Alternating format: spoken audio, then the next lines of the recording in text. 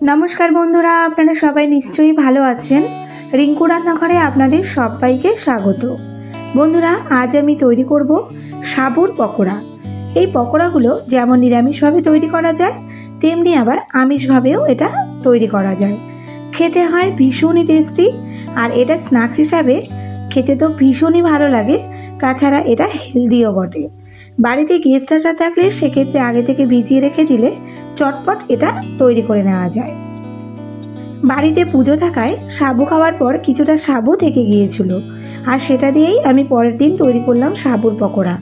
সাবু মোটামুটি 1 ঘন্টা ভিজিয়ে রেখে এই পকোড়াগুলো তৈরি করা যায়, বেশিক্ষণ ভিজিয়ে রাখলেও কোনো সমস্যা হয় না। এই পকোড়া তৈরি করতে আমি নিয়েছি 3টে বয়েল করা আলু। আলু আপনারা চাইলে এর থেকে কম করেও নিতে পারেন।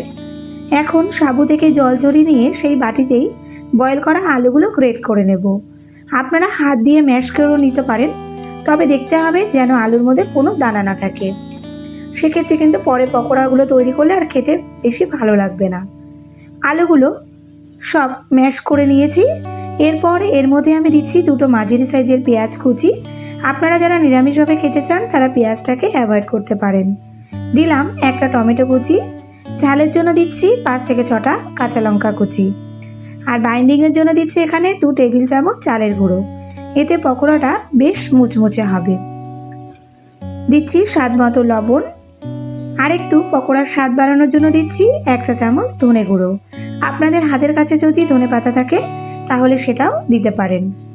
এখন সব কিছু একসাথে মেখে নেব।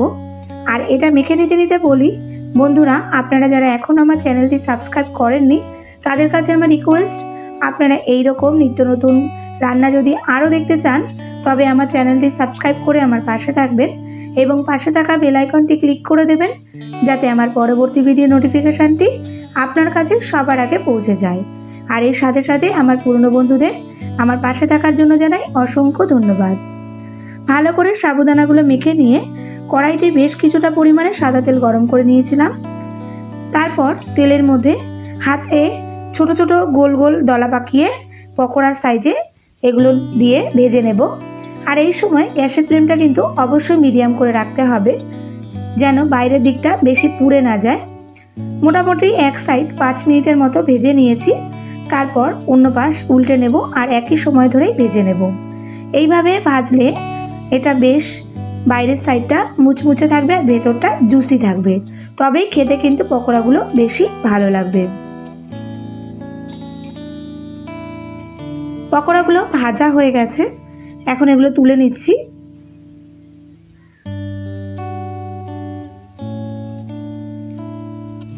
আর ঠিক একইভাবে আমি আরও কয়েকটা ভেজে নেব।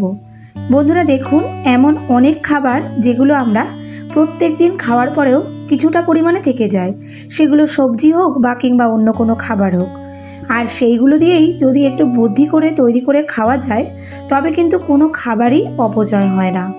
শুধু একটু কৌশল করে সমস্ত খাবারগুলো খেতে হবে, দেখবেন তাহলে ফ্রিজে আমাদের অনেক খাবার নষ্ট হয়, সেগুলো থেকে যায়, পরে আমরা ফেলে দিই।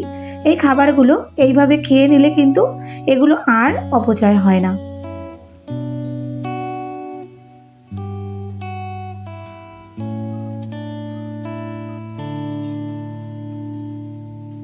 একইভাবে আমি যে পকোড়াগুলো ভাজছি সেটা আগের মতো করে একই সময় নিয়েই ভেজে নিচ্ছি। খুব বেশিক্ষণ এটা ভাজলে এত বেশি মুচমুচে হয়ে যায়, অনেক সময় খেতে কিন্তু প্রবলেম হয়, তাই বেশিক্ষণ সময় ধরে এটা ভাজার কোনো প্রয়োজনই নেই।